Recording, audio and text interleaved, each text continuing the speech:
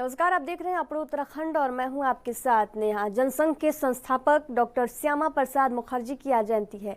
Bharatiya Janata party इस अवसर पर कई स्थानों पर कार्यक्रम का आयोजन कर रही है। इसी क्रम में उत्तराखंड के मुख्यमंत्री पुष्कर सिंह धामी ने डॉक्टर श्यामा प्रसाद मुखर्जी की जयंती पर उनके चित्र पर श्रद्धांजलि अर्पित कर श्रद्धा सुमन अर्पित किया। इस दौरान मुख्यमंत्री पुष्कर सिंह धामी ने कहा कि महान शिक्षाविद, प्रखर राष्ट्रवादी, भारतीय जनसंघ के संस्थापक डॉक्टर श्यामा प्रसाद मुखर्जी की जयंती पर शत शत नमन। राष्ट्र की एकता और अखंडता हेतु समर्पित आपका जीवन हम सभी के लिए प्रेरणा स्रोत है।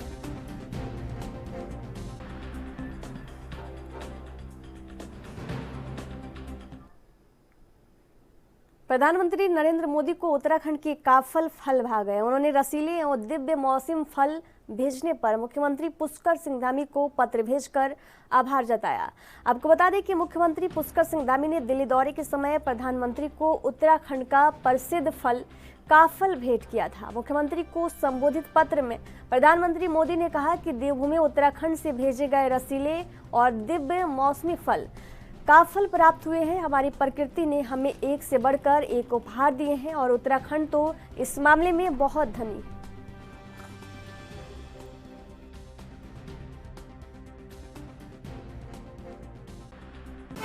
मैं प्रधानमंत्री जी का धन्यवाद करना चाहता हूं कि प्रधानमंत्री जी उत्तराखंड की जो हर चीज़ से जुड़े हुए हैं, यहाँ से उनका लगाव है। काफल हमारे यहाँ का बहुत ही इस मौसम में होने वाला फल है। माननीय प्रधानमंत्री जी ने उसको पत्र के माध्यम से और स्वयं उन्होंने उसको कहीं न कहीं उसको खाया है, तो हम लोगों का मान सम्मान बढ़ा है, उत्तराखंड के फल की पहचान बढ़ी है। मैं उनका धन्यवाद करता। उत्तराखंड के हरिद्वार में कांवड़ यात्रा को लेकर पहुंचने वाले श्रद्धालुओं का भव्य स्वागत किया गया। मुख्यमंत्री पुष्कर सिंह धामी के निर्देश पर यहां पहुंचने वाले कांवड़ियों पर हेलीकॉप्टर से पुष्प वर्षा की गई। इस दौरान कांवड़ियों ने बम बम बोले की गूंज से हरिद्वार को भक्तिमय कर दिया।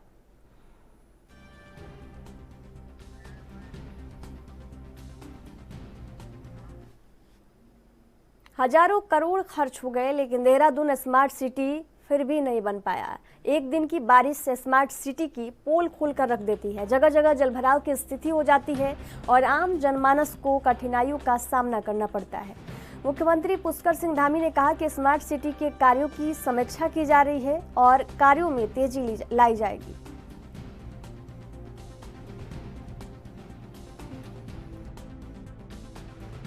स्मार्ट सिटी के काम को और तेजी से उसकी समीक्षा, तेजी से उसकी प्रगति हो, और इस पर हम लोग लगातार पिछली बैठकों में भी हम लोगों ने चर्चा की है और कहीं ना कहीं मैं समझता हूं कि और अभी उस पर तेजी लाने की जरूरत है। उस पर प्रदेश के वित्त और शहरी विकास मंत्री प्रेमचंद अग्रवाल अल्मोड़ा सर्किट हाउस पहुंचे। सर्किट हाउस में बीजेपी कार्यकर्ताओं ने उनका जोरदार तरीके से स्वागत किया और उन्होंने बीजेपी कार्यकर्ताओं के साथ मुलाकात की। इस दौरान उन्होंने अल्मोड़ा जिले के 5 नगर निकायों के अधिकारियों के साथ समीक्षा बैठक की।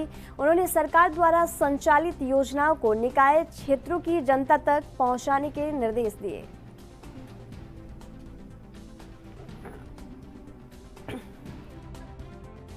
इस समय में 5 निकायों के ईओ जो हमारे अधिशासी अधिकारी हैं, उनसे मेरी बातचीत हुई है।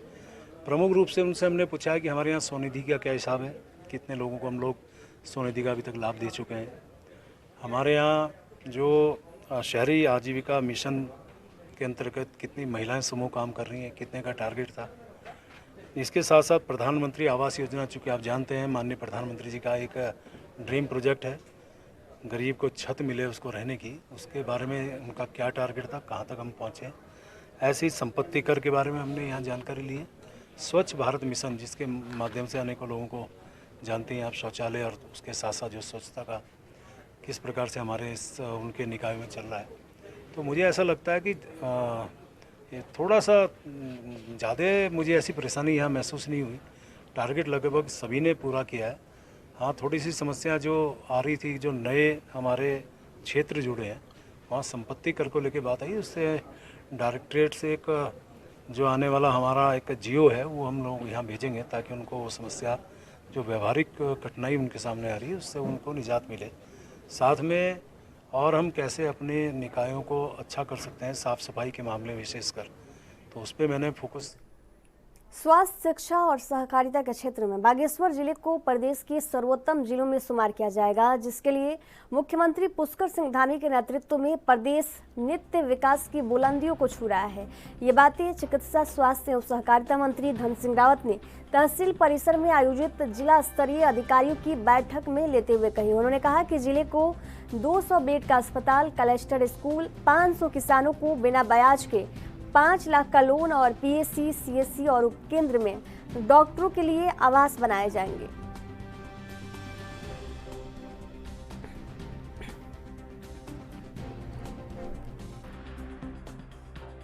कि बागेश्वर जिले को 200 बेड का नया हॉस्पिटल हमारी सरकार देगी। शिक्षा के क्षेत्र में हम क्लस्टर स्कूल बना रहे हैं कि हमारे जितने पीएससी हैं, सीएससी हैं और उपकेंद्र हैं, यहाँ पे डॉक्टर 24 घंटे रहेंगे। उनके लिए, डॉक्टरों के लिए आवास जो है वहीं पे दी जाए।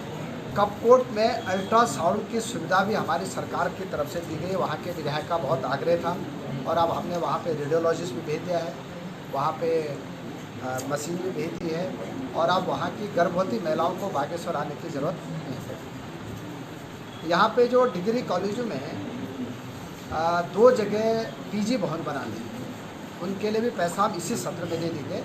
और बाकी मैं अपनी तरफ से सभी जनप्रतिनिधियों को बहुत बहुत धन्यवाद देना चाहता हूँ कि हमारे धामी जी के नेतृत्व में और स्वास्थ्य विभाग, शिक्षा विभाग और सहकारिता विभाग की आज हमने यहाँ पे समीक्षा की है और बागेश्वर जिले को कोई भी कमी हम सरकार की तरफ से नहीं है। उत्तराखंड के कृषि मंत्री गणेश जोशी ने उद्यान विभाग से संबंधित प्रेस वार्ता कर कृषि कल्याण योजनाओं के बारे में जानकारी दी। प्रेस वार्ता में कृषि मंत्री गणेश जोशी ने बताया कि किस तरह केंद्र और राज्य सरकार की संयुक्त प्रयासों और योजनाओं से उत्तराखंड के कृषकों को लाभ मिल रहा है। खास तौर पर मोटे अनाज यानी मिलेट से कृषकों की आय दोगुनी करने के लक्ष्य को जल्द से जल्द प्राप्त किया जा सकेगा। सेब की बागवानी भी कृषकों की आय दोगुनी करने के लिए महत्वपूर्ण साबित होगी। उन्होंने कहा कि इस बार प्रदेश में सेब के पेड़ काफी मात्रा में लगाए गए हैं, जो कि आने वाले वक्त में किसानों को लाभ पहुंचाएंगे।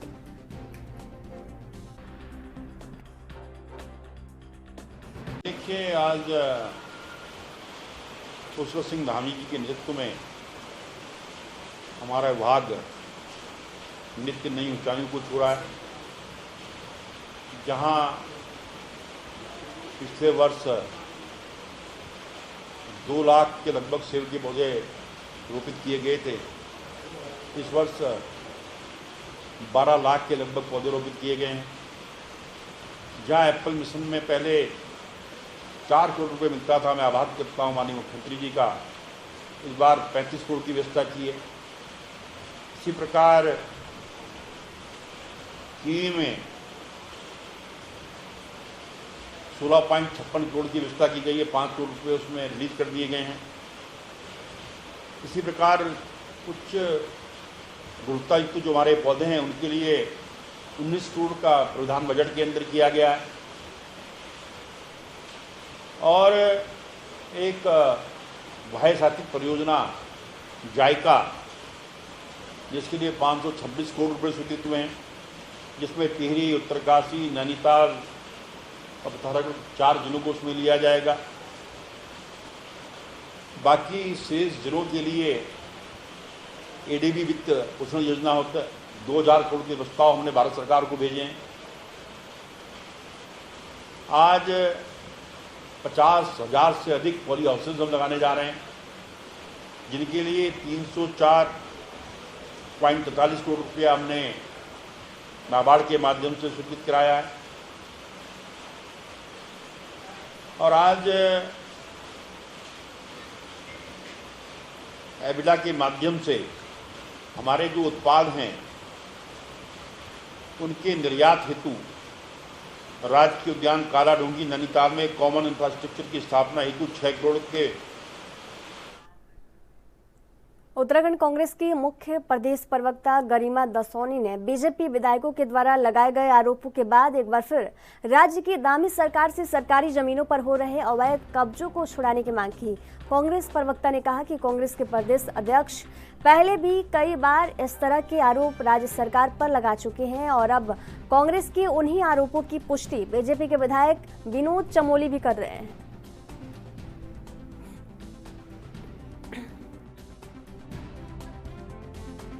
भाजपा राज में भूमाफियाओं के आतंक का यह आलम है कि अब खुद भाजपा के विधायक विनोद चमोली ने सरकारी भूमि के भूमाफियाओं के द्वारा खुर्द-बुर्द किए जाने की तफसील से शिकायत की है। इससे पहले मेरे अध्यक्ष करण महाराज जी ने भी एक प्रेस वार्ता के जरिए सरकार को और मुख्यमंत्री जी को कैटेगोरिकली बताया था कि सहस्त्रधारा रोड में 6 बीघा जमीन एक प्राइवेट इंस्टीट्यूट के द्वारा कब्जा ली गई है, जिसकी शिकायत आपके 7 बार के पार्षद अजय सिंघल ने पहले नगर निगम में की, उसके बाद आरटीआई डाली। जब कुछ होता हुआ नहीं देखा तो उसे आयोग की शरण लेनी पड़ी। उसके अलावा डालनवाला चौकी के बगल में कई बीघे जमीन पर नगर निगम ने टैक्स जमा कर लिया है और वो भूमि नगर निगम की बताई जा रही है। वहीं उदासीन अखाड़े की बात भी महाराज जी ने अपनी प्रेस कॉन्फ्रेंस में कही थी, लेकिन सरकार है कि उसकी कानों में जू नहीं रहेंगी। और अब विनोद चमोली की शिकायतों के बावजूद, आरोपों के बावजूद यदि सरकार हरकत में नहीं आती तो ये समझा जाएगा कि सरकार न सिर्फ संरक्षण दे रही है बल्कि उसकी ही मिलीभगत से उत्तराखंड की जमीनों को नेस्तनाबूद। उत्तराखंड कांग्रेस आगामी 17 जुलाई से 6 दिनों की स्वाभिमान न्याय यात्रा निकालने जा रही है। कांग्रेस प्रदेश अध्यक्ष करण मानक के अनुसार ये यात्रा अंकिता भंडारी को न्याय दिलाने की यात्रा है। उनके अनुसार ये यात्रा उस युवक के लिए है जिनको मंत्री भरी सड़क पे पीट रहे थे। उनके अनुसार पहले पौड़ी में ये यात्रा की जाएगी, उसके बाद अन्य जिलों में भी ये यात्रा निकाल।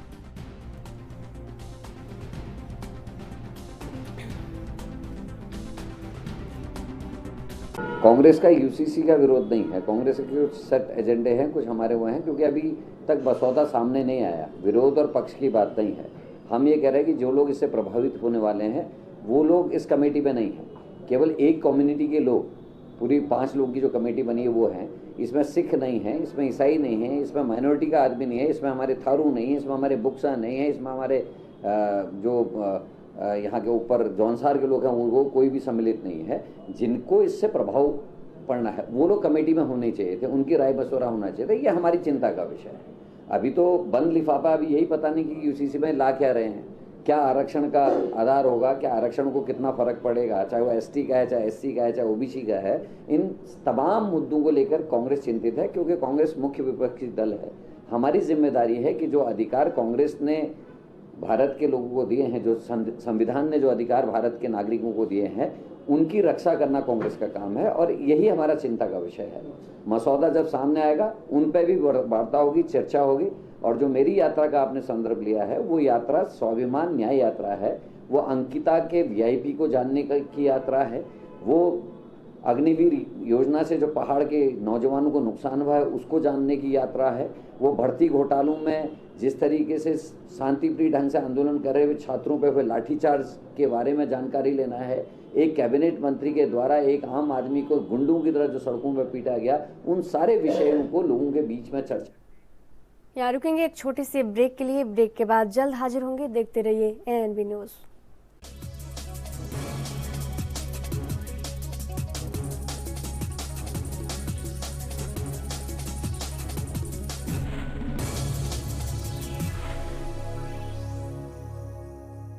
ब्रेक के बाद एक बार फिर से आप सभी का स्वागत है। बढ़ेंगे अगली खबर की ओर। कांग्रेस पार्टी के वरिष्ठ नेता मनीष खंडूरी ने अंकिता भंडारी के परिजनों से मुलाकात की। मुलाकात करने के बाद मीडिया से वार्ता करते हुए भावुक भी नजर आए। मीडिया से वार्ता करते हुए उन्होंने कहा कि अंकिता भंडारी के परिजन लंबे समय से सरकार से मांग कर रहे हैं कि उनकी बेटी को न्याय दिलाया जाए, लेकिन लंबे समय बीत जाने के बाद भी परिजन दर दर भटकने को मजबूर हैं। मनीष खंडूरी ने कहा कि अब अंकिता भंडारी को न्याय दिलाने के लिए बद्रीनाथ से लेकर कोटद्वार तक आंदोलन किया जाएगा।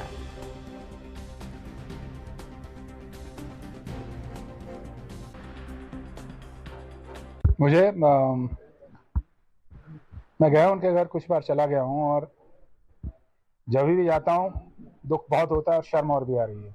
शर्म इस बात की आती है कि उत्तराखंडी होने के नाते, पहाड़ी होने के नाते हम कुछ नहीं कर पा रहे हैं उसके लिए, उसके पिता के लिए। उस बेटी की जो चीख थी वो गूंज रही है, न्याय मांग रही है, और हम कुछ कर नहीं पा रहे हैं। उनके पिताजी ने जो बयान दिया था, जो मुझे बताया, अगर मैं उसको विश्वास नहीं कर पाऊंगा। भरे कोर्ट में ये जो जिनके खिलाफ इल्जाम लगे हैं वो उनके पिताजी पे लांछन लगा रहे हैं भरे कोर्ट में।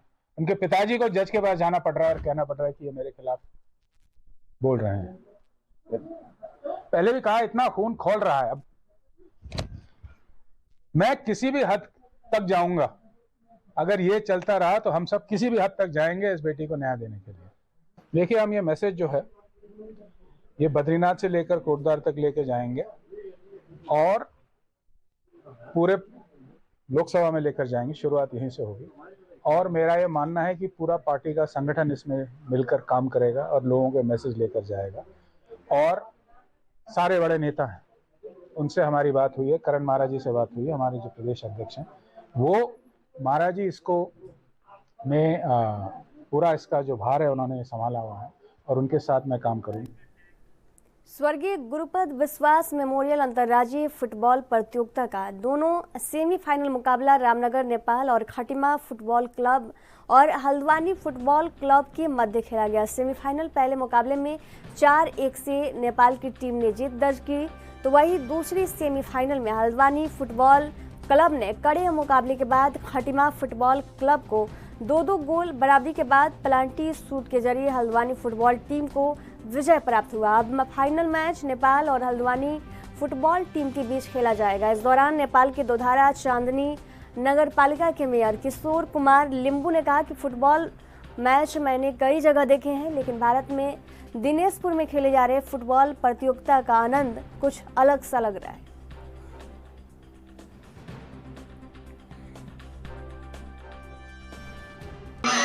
आज ये हमारा टीम यहाँ में दूसरी बार मैच देखने आया हमारा नेपाल के टीम का, जो आज पहले भी एक बार आया था क्वार्टर फाइनल में, तो इसमें भी 1 गोल से जीता हुआ था। तो आज भी देखने को मिला और 3 गोल से आगे अभी भी, और इस आगे का गेम का जीत निश्चित है। हमारे टाइम में आपसे आगे 3 गोल मार चुके हैं। नेपाल की टीम से सब साथी लोग अच्छे खेले और हमारे मेयर भी देखने आए थे, देख रहे हैं। अपोनेंट टीम भी अच्छे खेले और आगे के मैच में थोड़ा। नैनीताल दुग्ध उत्पादक सहकारी संघ रोडवेज स्टेशन द्वारा हल्द्वानी और आरटीओ कार्यालय में आंचल मिल्क बूथ का शुभारंभ किया गया। इन बूथों पर आंचल की लस्सी, आइसक्रीम सहित दुग्ध पदार्थों से बने तमाम उत्पाद मिल सकेंगे। वहीं इस बूथ पर छोटे बच्चों के लिए दूध भी उपलब्ध रहेगा ताकि बसों के इंतजार करते वक्त किसी प्रकार की दिक्कत न आए।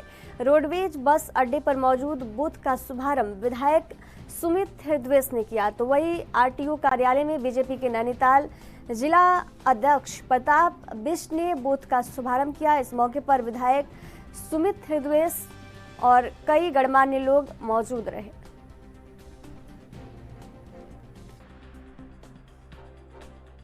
अच्छा, ये मैंने पहले ही जैसे कहा, प्रदेश के लिए जो डेयरी हमारा क्षेत्र है, हमारे मुकेश बुरा जी अध्यक्ष हैं, ये बहुत महत्वपूर्ण विषय है। जो हमारे किसान हैं, काश्तकार हैं, उनकी आजीविका और जो दूध डेयरी का इस प्रदेश की संपन्नता और आगे बढ़ने में जो योगदान है और जो प्रयोग है, बहुत महत्वपूर्ण है। इसलिए मैं बधाई देता हूं कि ये नया इन्होंने यहाँ पे बूथ और स्टॉल का कार्यक्रम चालू करा है। मैंने इनसे आग्रह भी करा कि जैसे आप क्रीम बेल, क्वालिटी वॉल्स जैसी कंपनियां जो आइसक्रीम बेचती हैं वेंडिंग उससे रेडी से, आप आंचल की भी आइसक्रीम का ऐसे शुरू करिए। ये समय है, इनके पास सत्ता सरकार में है, लेकिन अवश्य कांग्रेस पार्टी की देखिए हमेशा व्यक्तिगत सोच ये रहती है, प्रदेश की उन्नति में जो भी हिस्सेदारी हमारी है। देखिए, जब से हमारे प्रदेश के यशस्वी दुग्ध मंत्री माननीय सौरभ बहुगुणा जी ने हमारा मंत्रालय संभाला है, दुग्ध विकास पशुपालन, तब से उनकी एक सोच थी कि हम कैसे उत्तराखंड के बेरोजगारों को, महिलाओं को और जो निराश्रित लोग हैं उनको कैसे रोजगार दें। तो उसमें एक उन्होंने नई पहल करी कि हम आंचल मिल्क बार और कैफ़े पूरे जनपद के और प्रदेश के हर क्षेत्र में खोलेंगे। तो उसके तहत आज मुझे खुशी है कि माननीय मंत्री सौरभ बहुगुणा जी के अथक प्रयासों से और माननीय मुख्यमंत्री श्रीमान पुष्कर सिंह धामी जी के आशीर्वाद से आज 10 मिल्क पार्लरों का एक साथ उद्घाटन पूरे उत्तराखंड प्रदेश में हो रहा है, जिसमें नैनीताल जनपद में 2 मिल्क बूथों का आज उद्घाटन यहाँ पर हो रहा है। एक अपने आप में पूरे उत्तराखंड में एक अपनी नई पहचान बना चुका है और आंचल ने अब अपने प्रोडक्टों का विस्तार भी किया है। अब मैं देख रहा हूँ कि मैंगो की लस्सी है और स्ट्रॉबेरी की लस्सी है और अपना रबड़ी जैसी भी चीज़, जो कि हमारे उत्तराखंड की जनता को, बाहर के लोगों को के लिए विश्वास पात्र एक प्रोडक्ट है, क्योंकि आंचल सरकारी प्रोडक्ट है। और अब हमारे क्षेत्र में रोडवेज में मैं देख रहा हूँ हमारे पीछे भी लस्सी, आइसक्रीम और दूध और अपना मिल्क और अपना घी और काफ़ी सारे लगभग 10, 12, 15 प्रोडक्ट हमारे क्षेत्र के रोडवेज स्टेशन में लग रहे हैं, जिससे हमारे क्षेत्र की जनता को और आसपास के यहाँ के लोगों को